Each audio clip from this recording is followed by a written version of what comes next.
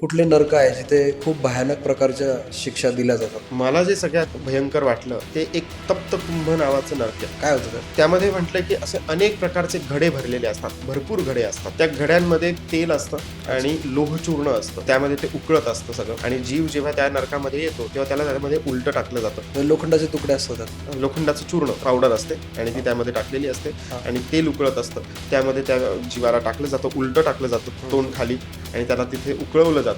त्यानंतर यमदूत जे असतात ते वेगवेगळ्या तीक्ष्ण अवजारांनी त्याचे डोळे फोडतात, त्याचे डोळे काढून घेतील, त्याचं शरीराचे ऑर्गन्स बाहेर काढतील, त्यानंतर त्याला तिथून बाहेर काढतील. बाहेर काढल्यानंतर गरुड, गिधाडं असे काही असतात जे त्याच्या शरीराला अजून छिन्न विच्छिन्न करतात.